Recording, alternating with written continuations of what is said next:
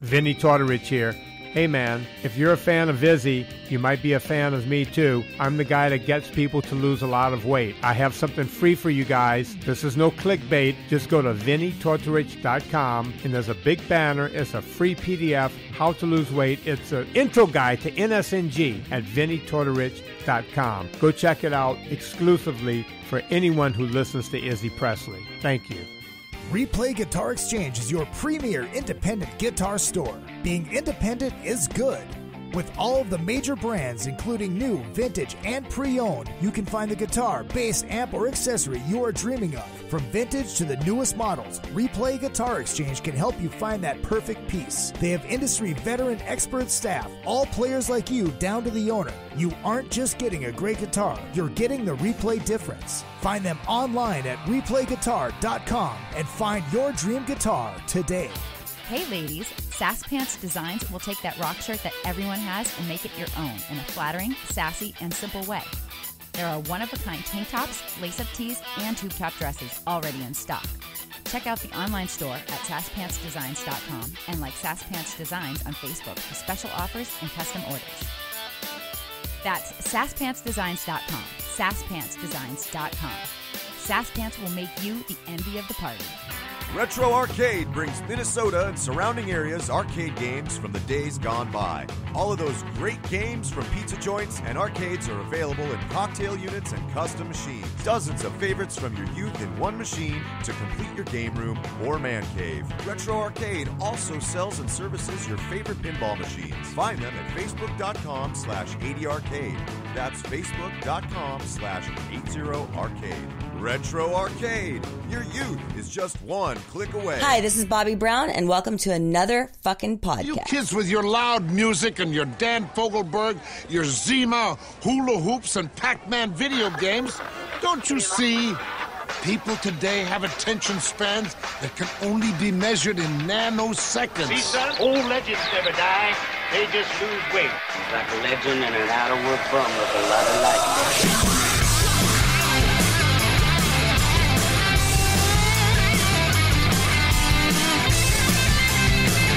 Hello, you crazy dirt fucker! Party time! Yes, it is party time. Hello, Hollywood. Hello, world. Hello, my loyal minions. It is good to see you, and it's always good to be seen. Izzy Presley here on another fucking podcast. Second show this week. Hope everybody had a great Christmas Eve. Enjoyed time with your families and got lots of presents and got fatter, because that's what the holidays are all about. And, of course, we're rolling into New Year's Eve early next week, so we'll probably do a show on Thursday, unless something pisses me off. Then we'll do a show on Monday as well, because you guys know how that goes. Make sure you guys hit up all the social media at Real Izzy Presley all the way across the board, Twitter, Instagram, and Facebook. And, of course, the show page is another effing podcast. T-shirts are available by clicking that Shop Now link. And then there's a PayPal link on there, too. If you want to donate to the show and support what I do and like what I do, feel free to hit that up, too. All donations are accepted because I like them. I mean, who doesn't? Big shout-out to listener Harold from Minnesota for his little Christmas present that he left in there. Thank you very much for that, Harold. Appreciate the support. What else do we got? We got Monsters of Rock Cruise coming up right in the beginning of February. Excited as always to be one of the hosts on that, hosting karaoke with my good friend DJ Beef Brian Ott, and of course the Cruiser Jam and everything else that comes along with the Monsters of Rock Cruise. We got the Cruise to the Edge, which I will be on as well as the formerly known as the Moody Blues Cruise, which is now called the On the Blue Cruise, and that's going to be late March, early April. So yeah, we got all that, and we're going to have some fun. My liver is not, but you know how it goes. All right, we got a special guest in studio, and he's one of these guys. Yeah, I said this on Monday. This guy has supported this show and supported what I do for a very, very long time, and it's all been very, very, very appreciated. And finally getting him in studio. Hello, Melissa and Jacobus. How we doing? Jacobus, yes, learn to use your other hand. You will thank me for it. And Melissa, how you doing? Melissa from Sass Pants Designs. Melissa, if you have any leftover holiday specials, let me know, and I'll be happy to talk about them. Because, Sass Pants is amazing. So Tommy's got a... do you like Tommy or Thomas? Tom. Tom. See, I avoid the Tom. I've never liked the Tom personally because that's my real name. My mom, Thomas John. That's how I knew I was in trouble. It sounds more official. When it sounds, Thomas, yeah. But then she calls me Tom, and I'm like, Tommy. I used to be called Tommy up until I was like 12, and I've said one day, call me Tom from now on because I'm getting to be older. Yeah. Well, it keeps me young, so I just call myself Izzy. How the fuck does that work? I don't know. Tom Weeks, welcome. Welcome. Thank you, Izzy. I love your story. You've told me your story, and you're one of these guys that. So you were a military kid? Is that why you kind of all over the country when you were little? Well, I grew up primarily in Tucson, Arizona. Okay. So, and they do have a military base out there, but I'm not connected to it. My family hasn't been connected to it. Gotcha. Because I know you said you spent a little time, or you were born in Minnesota? I was born in Minnesota and then moved to Arizona when I was very young, and grew up there, and quite a difference in temperature. Oh yeah, big time. I was just up there in the beginning of December, and it sucked. It sucked. Fucking 20 degrees. Are you kidding me? And so, okay, and you moved to Hollywood. Yes. Following the dream. Yeah, exactly. And how old were you when you moved to Hollywood? 23. I was 23 years old, yeah. Okay. And I came out here to play rock and roll. I brought my band with me, and we were called Rampage back in the early 80s, Mm-hmm. And then progressively changed our name as we changed membership, and I usually was using a vocalist, and for a while I was using female vocalists. Mm-hmm. So we went through Looker, and Bad Boy was the name. Okay. And then finally Push, and Push is the band that got us the record offer from Atlantic Records. Okay. Which we during the negotiations self-destructed, Classic fucking rock and roll. Dude, we're going to get a record deal. Yeah, but fuck you. I don't like you, and I don't like you, and boom, it's gone. Yeah, well, we got a manager named David Helfont who's still around. He's Diamond Dave 05, I think he's called on Instagram. Anyway, this guy delivered. He told us what he was going to do for us. He was going to get us a record deal. He got us an arranger to help us out.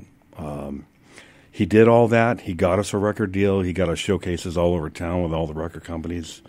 And he delivered, and then we became immature brats and broke up. That's the story. That's it. So did you have a female singer at the time? No. Okay. Doug Starr, who later went on to form his own group, Dr. Starr. Okay. Anyway, he was a singer, and this guy was really talented. He was David Lee Roth level talented. Okay. And in fact, David Lee Roth came to our performances and would give him advice and things like that. Oh, wow. Yeah. Wow. And, of course, it was all my songs, though. So, of course. Yeah. So together, he and I were the crucial members of the group. But we had Cliff Rehrig on bass, who went on to play with Air Supply.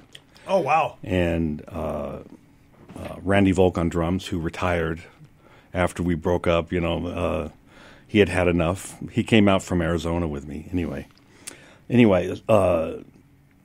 we got a record offer from Atlantic. It was based on the Rat deal, same kind of deal. Okay. Same around the same time. And a lot of things went wrong right off the bat. Mm-hmm. And we were too immature to keep it together, which is sad. And I think Helfont became really disillusioned during the process. And then I just went on to form my own bands and played for another few years, then went to film school. Well, I want to... that the scene No, when you were doing it, what year did you give up? What year did you say, fuck it, I'm moving on and I'm going to... Well, 1989, I applied to film school. Okay, so it was American 89. Film Institute. I got in, and, we were finishing up another demo about then.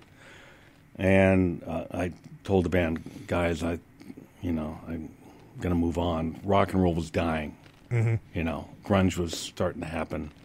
And, record companies weren't interested in kick-ass rock and roll anymore. Not that grunge isn't, but you know what I'm saying. Right. Metal-oriented. Right. And then I went to AFI and had kids and brought them up, and now I'm back. Now you're back. Yeah. To go back to the 80s, playing around here, playing in this scene. Sunset Strip. Strip. Was it tough with the female lead singer? Well, by the mid-'80s, we didn't have female lead singers anymore. Okay. Yeah. And initially it was tough with a female vocalist. And it's been tough working with vocalists anyway. Right. It's a very precarious position. You're naked. Everybody else is hiding behind their instrument, but if you're a vocalist, it's just you. And if they don't like you, it's kind of like a personal thing. And so I completely understand that now, being the vocalist for my own band now. And in between vocalists, I would sing for the band. Okay. But, singing is a very high-pressure job. Playing guitar for me is fun. I love it. I enjoy it. I get off on it. Singing is a lot of pressure, and you've got to be on pitch, whether you can hear yourself or not, whether you're sounding good or not, you've got to be good. Yep. Yeah. Yeah, the thing I like about playing rhythm and singing is if I fuck up because I'm singing, it's all right, because they're not listening to my guitar, they're listening to my voice. Oh, yeah. Yeah. So back in that day, I mean, what were you playing with a lot of the bands that went on to make it? Were you doing shows with these bands? I was doing shows with all the different bands in town. We were playing with everybody, and watching them get deals and move on. We headlined the Roxy, well over a dozen times. Headlined the Troubadour. Matter of fact, last gig I played with Push, we headlined New Year's Eve show at the Troubadour. Oh, wow. And we had a huge audience. We had the whole thing going. And it was a lot of fun. Yeah. What I mean, watching some of these bands, I mean, I'm assuming you were playing with, the bands like Tough and the bands like bands like that on the same bills, and seeing those bands and being out on the scene. I mean, what are you learning from those bands? Well, what impressed me the most was a good coordinated stage show. My performance style is kind of like a bull in a china shop, and I think I admire most the musicians who pull that off. But then again, you see shows where everything's coordinated. Like Van Halen had a coordinated show. Right. And Roth was pretty much the choreographer. Yep. With Push, Doug would coordinate mostly what we did. But I never quite fit into that. So he would do things with the bass player more. And I would just go out there and, just go crazy, kind of like... AC/DC guitar player. Angus Young. Yeah. Angus, there's no way to choreograph what he's doing. No, it's all feel. Yeah, exactly. It's like you said, a fucking bull in a china shop. It's there. It's kind of like there's two schools of performance thought, and that's one and the other is choreography. And both of them work, and both of them are impressive, so I would get that out of it, and I would admire those bands, but I would still go out there and do what I was doing. Right. I mean, are you taking from those other bands to put it into what you're doing, or are you just saying, okay, that's really cool, but I just got to do my thing? I think everybody takes from everybody, and that's how we get better. No idea comes from nowhere. We build on the shoulders of others' ideas, and the better they are, the more influenced you are. And I think that's a good thing. And I think the same thing with songwriting. Good songwriters are people who listen to what's going on and they learn from it. And, you look at the Beatles or whatever. The Beatles, almost every song they wrote was a different genre. Yeah. And they got all that from playing copy material back in their early days, And, that's, I think, where everybody gets everything is by learning other people's material and what they do and watching what they do. And there's no way to get around doing that, and nobody's on their own. Right. We're all working together, We're all creating the scene together. We're creating music together. We're performing together. Did you feel like it was like that? Like people were working together back then? Or did you feel it was like every man for himself? Well, of course there's that, and you would play gigs with other bands. And if you are not headlining, quite often you get screwed, because the sound man or whoever is not really out there for you. He's out there for the main band, and he's right. And quite often the main bands would repress what the other bands are doing and give the word, well, don't give them a good mix. Don't give them time to do a sound check. We're the main band. It's our show. But then other than that, there are a lot of good people, and there is a lot of camaraderie. But, of course, competition leads to negative things, but it also is crucial for leading to positive. Right. Well, I mean, the reason I brought that up is because I had Steve Brown from Chickster on, a couple weeks ago, and thank you to Blabbermouth and Brave Words for posting stories about that. And Steve had said that there was the way the New York bands were different than the way the East Coast bands were different than out here. It was even though they were competing against each other out there, it was more of a family. It's like we're competing against you, but we still have your back. Do you feel it? And he said like when they came out here and they're sitting at the bar at the Rainbow, it's like, we got a record deal and we're recording, and everybody's like, fuck you, get the fuck out of here. And he said that out here it didn't feel like it had that same feel. So, I mean, if he's saying that New York people were closer and it was more like a neighborhood type of thing, yeah, sure. Yeah, LA's that way. We're all spread out. Everybody comes from different parts of town, and they could be 30 miles away from each other. Right. But I'm talking about like the East Coast bands seemed to, even though they were competing, they had each other's back, and out here it didn't seem like that. It was them against the world, and in LA it's everybody against everybody else. Yeah, there you go. Sure. Yeah, but that doesn't mean you don't make friendships and you don't learn from other bands. And you may be learning from other bands without being their friend either. Mm-hmm. You can't help that. You can't help but learn. Right. Did you get absorbed? Did you get drug into the party scene at all?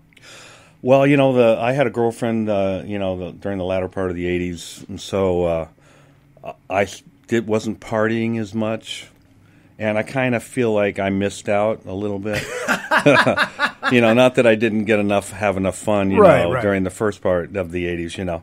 Yeah, sure, but when we were making it bigger and had a bigger audience, I had a girlfriend, and that, she expected me to be home after I socialized a little bit. Right. So I couldn't stay out all night and the whole business, So, whereas Doug and Cliff and some of the other members of the band, Push, I'm talking about. Yeah. Some of those guys were out there partying with everybody. Doug talks about stories, and I'm going, that was going on? I didn't remember that. Dude, I was hanging with Sebastian Bach, and then Motley showed up, and you're like, I was at home watching fucking As the World Turns. Yeah, or asleep. Or watch. Well, Carson was really good last night. Well, we all had day jobs. Well, the thing about the 80s is that people were committed to bands without getting paid. Right. We were doing it because of the material and because of the performers. Right. And so there was a camaraderie because of that. Nowadays the music scene is shit. So, nobody makes any money. So everybody's starving. So you got to be paid. Right. When you're playing for other people's bands and playing in different projects. Absolutely. And so that is a lot different. But, compared to now, the 80s, even in Los Angeles, given the Los Angeles scene, was a lot closer. Right. That makes a lot of sense. A lot more camaraderie. Right. So, did you have a gal at the time when you made that decision to leave and go to film school? Yeah. Did that have a lot? Contributed. That did contribute. Yes. Like what? Yeah. 40%, 50? Was it, or was it more? Was it her pushing you to say, "Fucking give this up and do something else"? Like I said, we all had day jobs, right? Right. So I was working in JPL, Jet Propulsion Laboratory, and I had used my salary primarily to support the band. Okay. So women don't like that. No. And for good reason. Everybody's coming from their own perspective. So not to be blamed, but everybody wants to be the center of their relationship. But right. for a rock and roll is the center of your life, regardless, and you devote everything to that. And I always did that, whether I was going home after the gig or not. Mm-hmm. And when I went to film school, that was an opportunity to do another dream that I wanted to do, which was write scripts, and ultimately I wanted to direct, films. And, the rock and roll scene had kind of died. That did not go well with the woman either. Really? You can understand that, right? Well, no, I mean, film school, it's like, you're following another dream, but at least you're going to school for it. Yeah, sure. And AFI is one of the top 5 film schools in the world. So, right. I lucked out. They're looking for diverse people. Mm-hmm. And, being a rock and roll musician, also being a spacecraft engineer, I had this diversity going in there that they wanted, and it gave me an opportunity to go in there where somebody else, I submitted a script. Right. A movie script about a pirate situation. I love pirates, rock and roll pirates. Right. Was it Daryl Dwarf? No, I created I created this fictitious character. Okay. And all that was just continuing the fun. The fun that died in the 80s, the end of the 80s, it continued with, working with people from school and writing scripts for years afterwards, Well, I suppose at that time, you're seeing cable explode. So you're seeing more channels open up, and they're going to need content. Oh, yeah, sure. And then that's kind of how it is now with all the fucking streaming outlets and everything. So it still had to be kind of like, well, yeah, she can give you shit about it, but you're like, look, this is happening right now, and this might be an opportunity for me to follow another dream and, set us. Yeah, although, most partners don't really care about your dream that much. Right. Plus, getting paid, piddly squat like $4,000 to $10,000 per script was not good income compared to like a regular job. Well, if you're only selling one every 2 years. Yeah, I got paid or was optioned on every script I wrote during the 90s. Wow. But none of them happened. None of them got the green light ultimately. Right. Even though I had people like Charlie Sheen and the guy who wrote I think David Smith. Anyway, the guy who won the Oscar for The Sting. Oh, okay. Oh, he was going to direct a film that I wrote, and all sorts of people involved, I wrote a script about Shakespeare. I wrote one about Einstein. So I was doing things I was interested in, too. But they were all high budget. So I was going for the high budget stuff. Right. Anyway, she didn't care. Of course not. Yeah.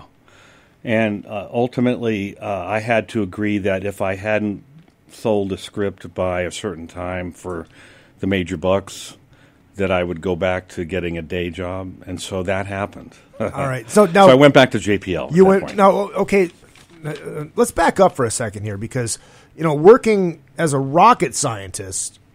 Did you go to school before you moved out here? Yeah. Okay, so I guess I had the timeline screwed up because I thought you went after film school. Oh no, I went to undergrad. Before I came out here. Okay. The week after I graduated, I was here. Okay. Yeah. Okay. In Arizona. From Arizona, and then I went back and got a master's degree in film production. Gotcha. Yeah. Which didn't. JPL didn't give a shit about that. Of course not. Of course not. But, they called me up and, I was looking around, and I'd let them know that I was available. And then, a couple years later, out of the blue, they called me up and, brought me back to the Voyager project, which is the Carl Sagan Pale Blue Dot Golden Record project, world class project, which I was very fortunate to work on. And so I went back and started making more than I made in 1 year than I made writing scripts in 10 years. Right. It just the whole rocket science thing just blows my mind that one of us long-haired hippies is working on that kind of stuff. Yeah. I mean that you're able to. Obviously, I know there's a lot of stuff that you can't talk about, because of the NASA and blah blah blah blah blah. But I mean, what are some of the stuff that you're able to talk about that you've worked on? Well, I was a pointing expert, which means I made sure that both Voyager 1 and Voyager 2 was pointing at Earth delivering data 24/7. Okay. And why they are still doing that today is because of my work. Oh, wow. And I was also the hardware expert, meaning the sun sensor, star tracker, gyros, thrusters. I was the anomaly investigator on Voyager. And so I got to have fun doing that. Yeah. Were you always fascinated by space and that kind of stuff growing up? Yeah, science fiction, space, the whole business. So I'm assuming you remember watching the moon landing and. Oh yeah, sure, and it's all real, I believe. Yeah. Oh, I do too. I do too. I think there's some stuff that was cut out of it. Well, maybe so. Some swear words here and there. Well, I don't know. Well, I mean, I watch Ancient Aliens, and I get wrapped up into all that stuff. But they said there's like 2 minutes of that that is missing. That was cut out before, like, as it was broadcast. Because obviously it wasn't live. It was live, but it wasn't. It was like tape delay type thing. Well, I think. Well, first of all, most scientists basically believe that it's a mathematical improbability that there isn't life out there. Mm-hmm. We can't be the only life out of billions and billions of planets. Not at all. Almost every star out there has a solar system. Right. Planets, and it's almost impossible to believe that there isn't life out there besides us. Right. But I never heard of anything through NASA that indicated that there was verified alien life that we had discovered. Okay. But, even if there was, you probably wouldn't have had the clearance to find that stuff out? I might not have. And, it would be the military is, of course, concerned about militarizing technology. And if we did find alien technology or aliens, we would keep it secret. I'm certain about that. Yeah. Absolutely. And somebody that's just programming shit isn't going to know about it. Yeah. You know what I mean? It is fascinating to talk about, though. Yeah. God, and it would be so great if they landed on the White House lawn and we found out about it. Right. See, I think I've seen UFOs. I think I have, because they talk about. I saw one of the ancient aliens. They were talking about it was a triangle shaped ship. And that's what it looked like in the sky. And it was mid to late 90s as I was working at 1044 in St. Cloud back home. And it was summertime. And I remember I was looking out. It was about 5 o'clock. And I was looking out just in the horizon. And I saw these 3 shiny things way up. And they were triangle shaped. Huh. And they moved. And they moved. They're all in the same area. And we got done, and I rushed home, and I had a telescope that I never used. I'm like, oh, shit, I can't use my telescope. I got up by the time I got up on the roof, they were gone. It was just weird because they were, like, moving sideways, but they were moving together, Oh, yeah. That would, the G-forces would kill a human. Oh, yeah. Without, some sort of anti-gravity sort of, technology, And we would have to have that to be able to do that kind of stuff. Mm-hmm. I mean, there's a lot of pilots out there who have claimed they've seen... And why would you argue with them? Right, exactly. These are guys that fucking kick ass. They kick ass like musicians playing rock and roll. Yeah. They're the best of their field, and if they say they've seen what they believe are alien craft, then, I hope they're right. I do too. All right, hold that thought. What we're going to do is we're going to take a short break. We're going to come back. We're going to talk about now what you're up to now. You got the new record called Force of Nature. We've already got a question about that on here as well. We'll get into all that, and we'll play a track when we come out of the break, and then be right back. First half of the show brought to you by Beater Amplification, ladies and gentlemen. Tommy, you've heard these fucking amps. These things are sick. 3 channels they fucking kill it. Testicular fortitude, 100 watts. You don't need a gain pedal or anything. These amps have it all. Yeah, exactly.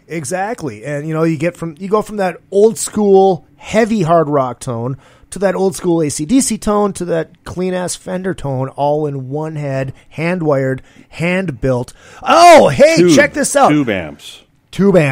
Yeah, awesome. Before we go to break here, too, Melissa from Sass Pants. Lisa, check these guys out. Sass Pants. Melissa, please put the new website up in the chat room here so Lisa can check this out. If you use the promo code IZZY25, 25% off everything. 25% off everything at Sass Pants, and this is mostly for you gals out there. Lisa, this is what she does. She takes old concert shirts or old T-shirts or whatever, mostly music-based shirts, and she makes them into like tube top dresses and stuff like that. It's all done by hand. Lisa, check these out. Use the promo code IZZY25 and 25% off everything on your order. It is another fucking podcast. Thomas Weeks in studio. We'll be right back. We'll play a track off of his record, and we'll talk about the record, the making of the record, what he's got coming up, and all that kind of good stuff. All right. That's what I say. If you need to promote your band or business, or just want to stylize, personalize, or customize your ride, check out vid-decals.com. Want to create and customize your own stickers representing your band, or make your own bumper sticker? Vid Decals can do it. All stickers are printed on quality vinyl and can be placed on any flat surface. Stickers are an affordable way to promote your band or business. Go to vid-decals.com to get started. That's vid-decals.com. vid-decals.com.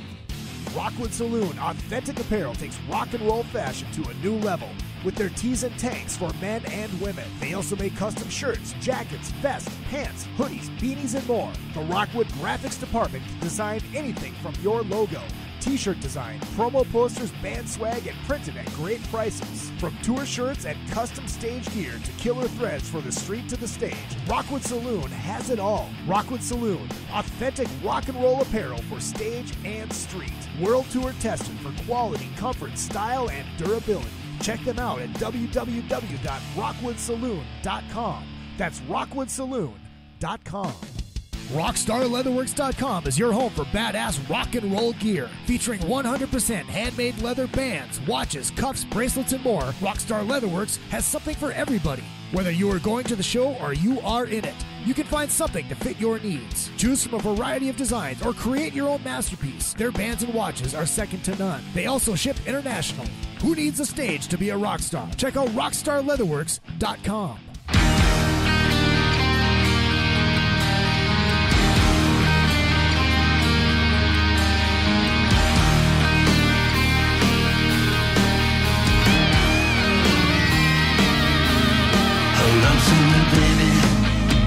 Don't ever let me go. Underneath the stage lights, the feelings come and go. No,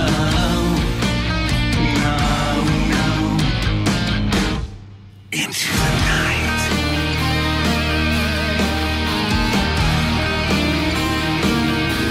Standing in the shadows, the darkness hides you there. Something, a feeling in the air.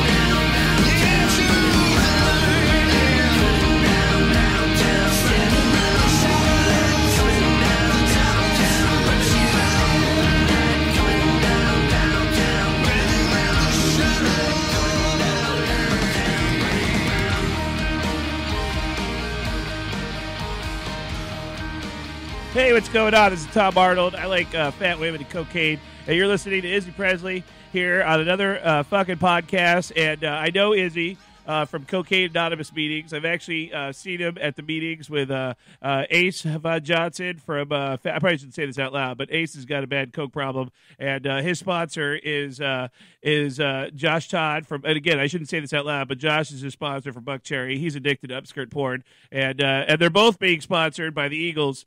The whole band, the Eagles. Anyways, another fucking podcast right here with Izzy Presley, and call your sponsor. Fucking A. All right, that was Into the Night off of the Thomas Weeks record called Force of Nature. That's the pop tune. That is the pop tune, and I like it. You sent me the demos, and it was like, it was good, and then when I finally heard this, fuck yeah, dude. Oh, yeah, Fucking we added great. a bunch of guitars and did the final vocals and the whole business. Fucking but, I've got some kick-ass metal tunes on there, too. So. Yeah. So you've been doing the rocket science thing for years now. Yeah. And then just a couple years ago, you're like, fuck it. My daughters had grown up. Okay. So it was like, go back to my first love, Uh-huh. And I could afford to do it. Yeah. So, I met Alex Kane, and, he helped me put this together. I bought a bunch of gear like Rupert Neve, Mike Prees and shit, and Neumann mics. Got a U47 and TLM 103, a Shure SM7. So with this shit, we were able to do a lot of the recording ourselves. Mm-hmm. But we did the initial tracks in Dave Grohl's Studio 606, with the Sound City board. We used that board to record the rhythm tracks, Oh, wow, dude. Oh, yeah. And then we recorded the vocals in some other studios and the guitar tracks and things like that. And Alex Kane is a kick-ass motherfucker. Yes, he is. He's very creative. And he's also a tank. And he wrote a song called Tank. Yes, he did. Yeah. That's why he's a tank. Life, Sex, and Death. That's right. And anyway, I'm very fortunate to have found him and be working with him. He really helped me, make this thing work. And I'm going to continue to work with him after this and, continue to put out songs, Mm-hmm. So I'm singing on the songs. I wrote them and, played the lead guitar. I'm a shredder, but I wanted to play melodic stuff, Mm-hmm. Appropriate stuff for the CD. But come out and see the live show, and you'll hear some shredding. Right. And you are going out with Enuff Z Nuff. Yeah, opening for Enuff Z Nuff and 10 dates coming up in January. Okay. And starting in Seattle and then going through Texas, across the country. Okay, so because Elisa was wanting to know if you were going to get out east. Hopefully later on. I wanted to do it, but the Darbies, who are playing bass and drums in the band, along with Alex. Alex is second guitar with me. They had some pre-commitments, so we couldn't extend the tour longer than the 12th of January. Gotcha. Yeah. But so another time I will, maybe with LA Guns or whatever. It's all connected with Scotty Ludwig, who's the manager of LA Guns. And Enuff Z Nuff. And so I'm working with him, putting together dates. And Alex he's my manager, so he's helping me do all this shit, I'm very fortunate this time out, and I'm willing to put the work into making it right, We did that in the 80s, too, Like I said, David Helfont, great manager. Anybody out there who's looking for a good manager, Alex Kane or David Helfont. David Helfont's got his own company, And Alex Kane, I got to tell you about Alex Kane. Alex Kane is the engineer on the record. He helped me produce the guitars. Matt Starr did the total production on the thing. He's the drummer for Mr. Big and Ace Frehley. Yep. Alex Kane is a jack of all trades, and he's great at everything. Mm-hmm. He's also a shit ass.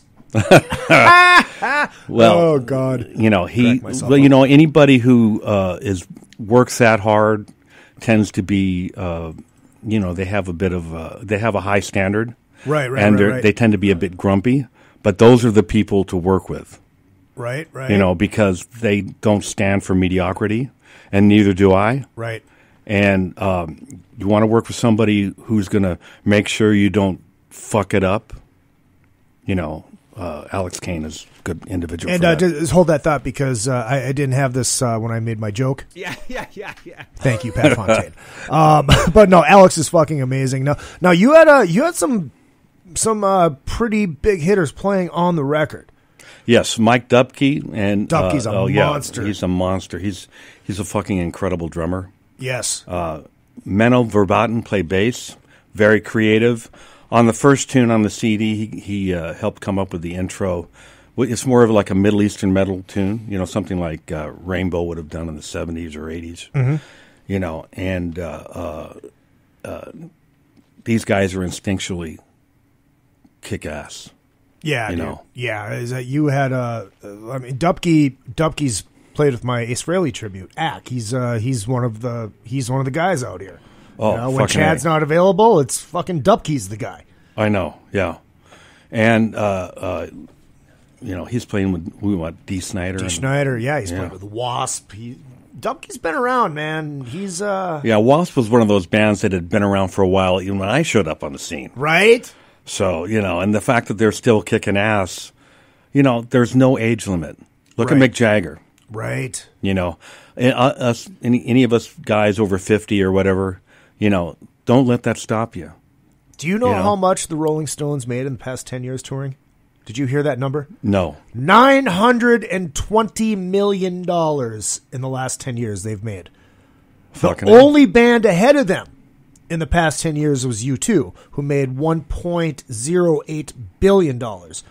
But the Rolling Stones, making $920 million, played half the shows U2 played. God, yeah. You know, and I've seen them twice in the last 10 years, and I saw them back in the day, too.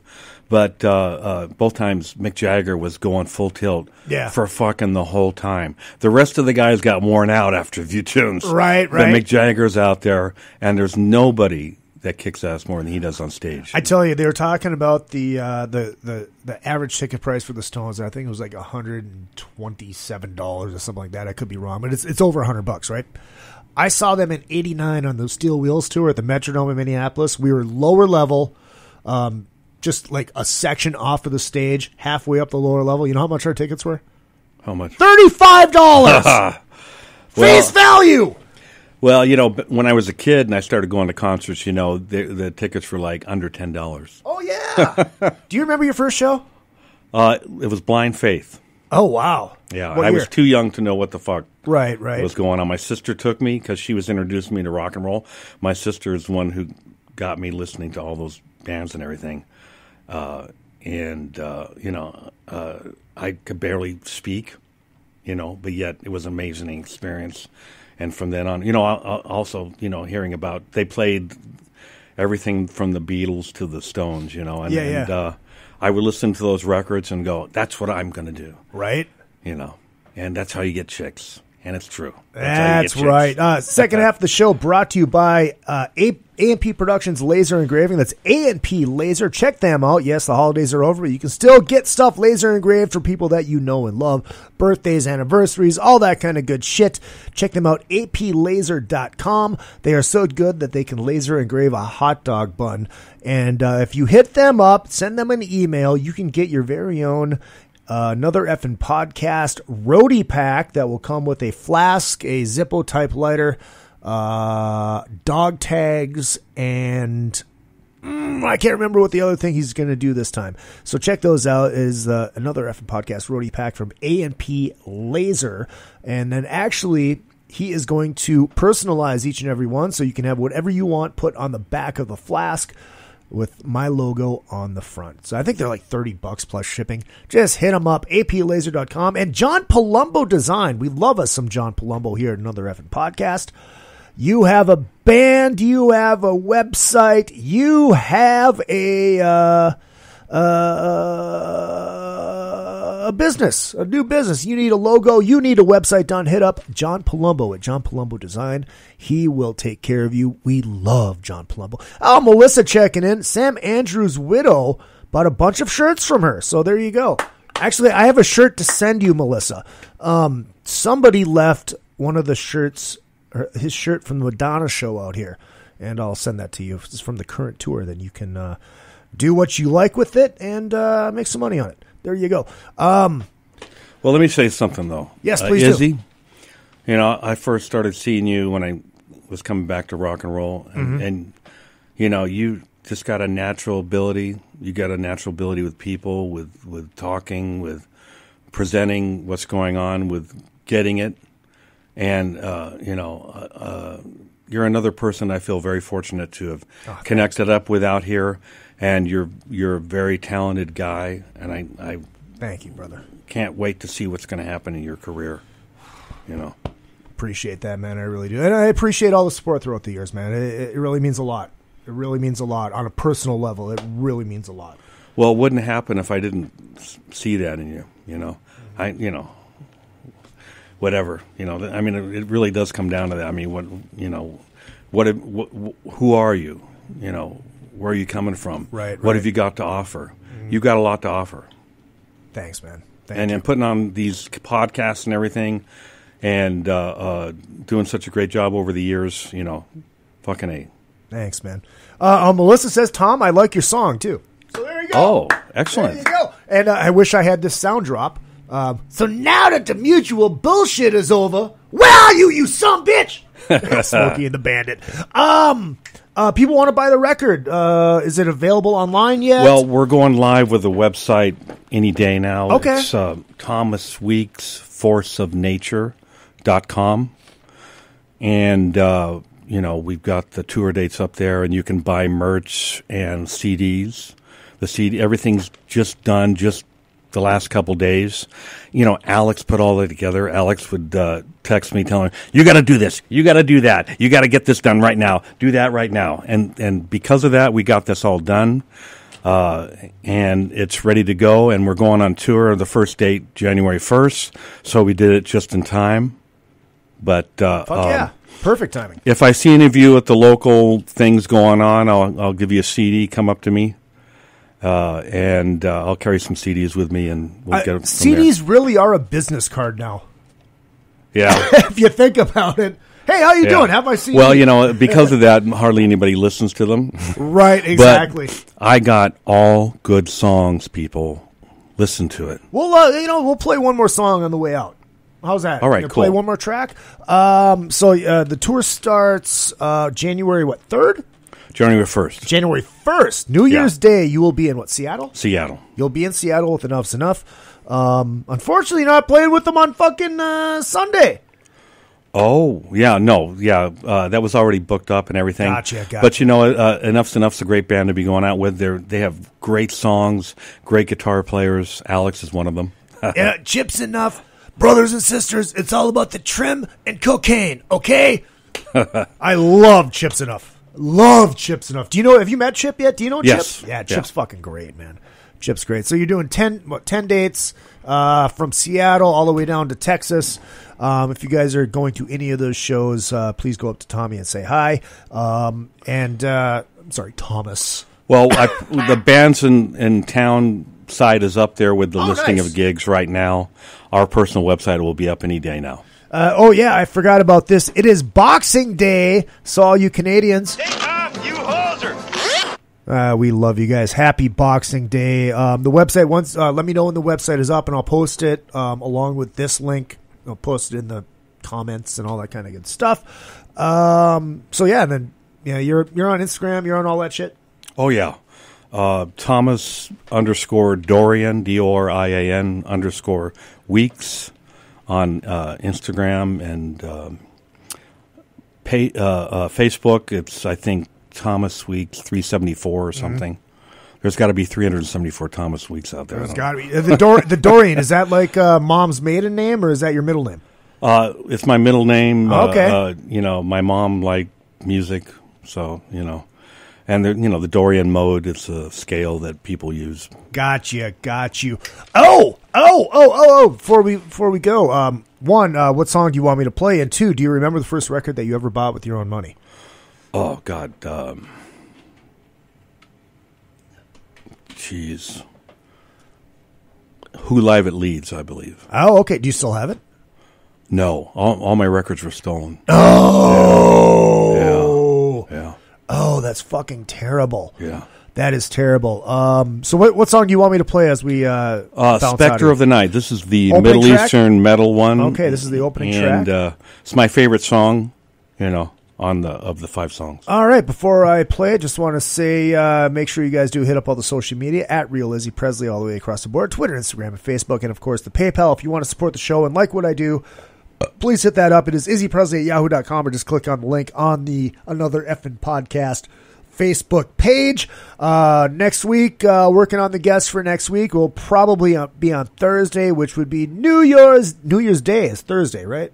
Is that Thursday? Wednesday. Wednesday is New Year's Day, so we'll do that on Thursday, which would be January 2nd. Everybody getting out of holiday mode. Go see the Darbies. Go see Enuff Z Nuff and Thomas Weeks and Force of Also, Nature. the Darbies are on the tour, too. Yeah. Okay. Bass player and the drummer. Makes sense now. Yes.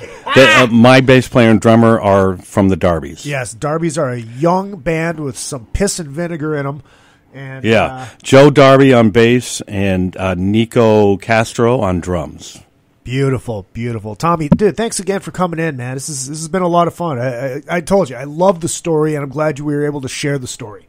Listen to Spectre of the Night. It's coming up. All right, here we go. This is Spectre of the Night. Don't forget, my name is Izzy Presley, and what I lack in talent, I make up for in cock.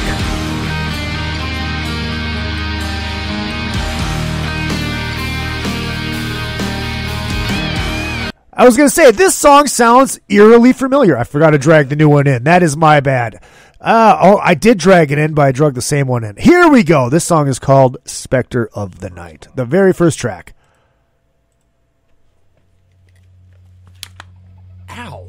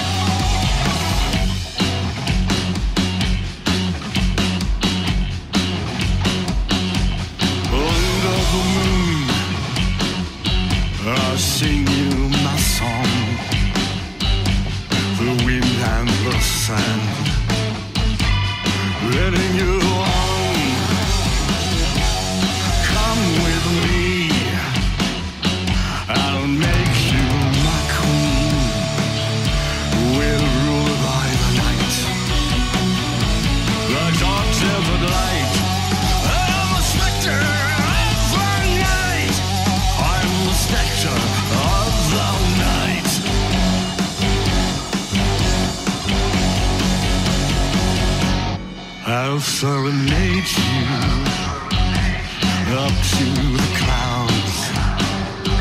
I'll give you my heart, my kiss through a shroud. Beyond the veil, a love song melody, sonnet of ebony. And light, come with me.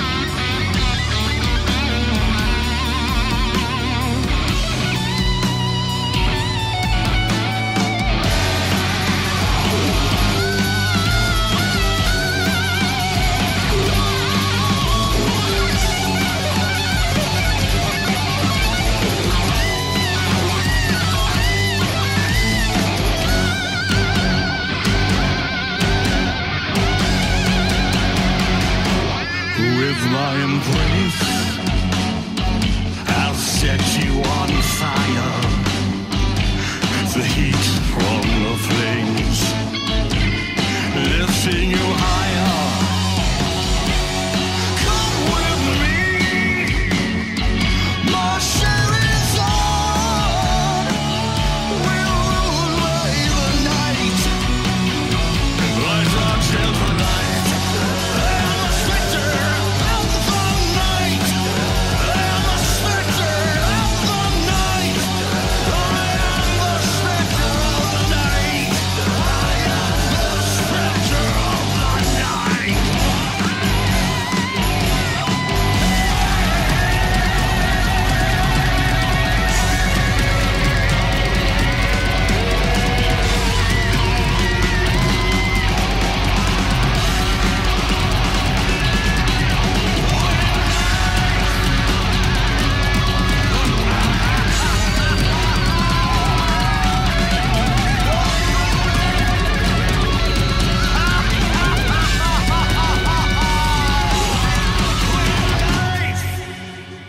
Another fucking podcast.